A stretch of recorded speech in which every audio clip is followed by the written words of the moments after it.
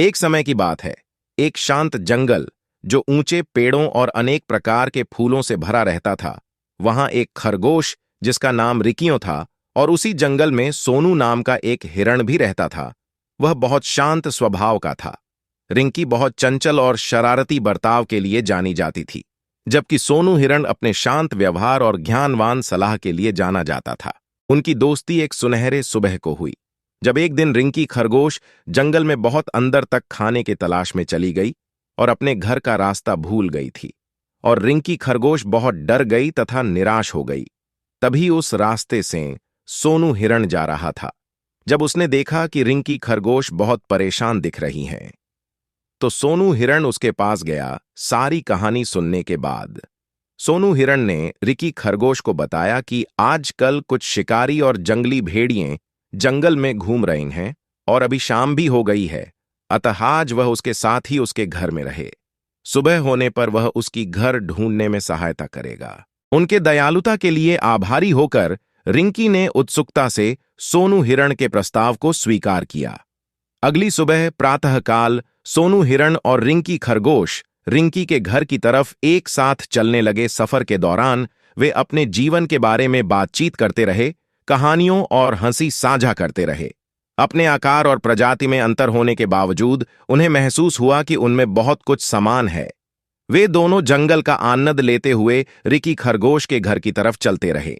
जैसे जैसे वे साथ चलते रहे, रिंकी खरगोश और सोनू हिरण की दोस्ती और गहरी होती गई। रास्ते में सोनू हिरण ने रिंकी खरगोश की मुश्किलों को आसान करने में मदद की। गहरी झाड़ियों से गुजरते हुए उन्होंने कुछ लोमड़ियों को देखा और अपना बचाव करते हुए आगे आगे चलते रहे और एक दूसरे की सहायता करते रहे। उनकी दोस्ती की परीक्षा एक रात को उस दिन हुई, जब अचानक एक तेज बिजली का तूफान जंगल से गुजरा, पेड़ों को हिलाने और शाखाओं को गिराने लगा। इस अफरा तफरी में दोनों दोस्त खो गए। रिंकी खरगोश इस तूफान में बुरी तरह फंस गई और खुद को अकेले महसूस करने लगी।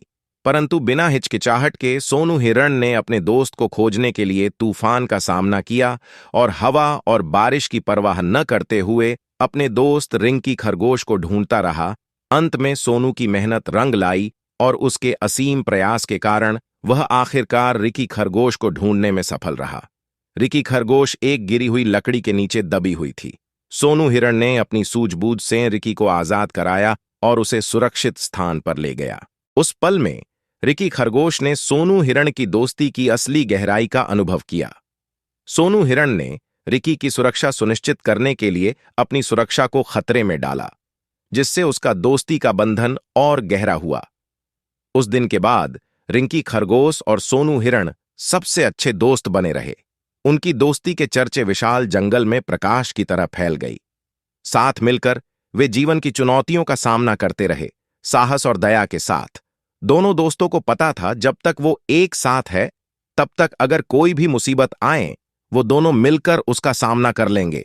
यही सीख पूरे जंगल में अन्य जंगली जानवर अपनाने लगे तथा एक दूसरे के साथ मिलकर और हंसी खुशी जीवन व्यापन करने लगे। ये कहानी हमें बताती है कि कभी भी किसी का साथ नहीं छोड़ना चाहिए। अगर सोनू हिरण जैसा सच्चा दोस्त हो, तो कोई भी मुश्किल आसान हो जाती है।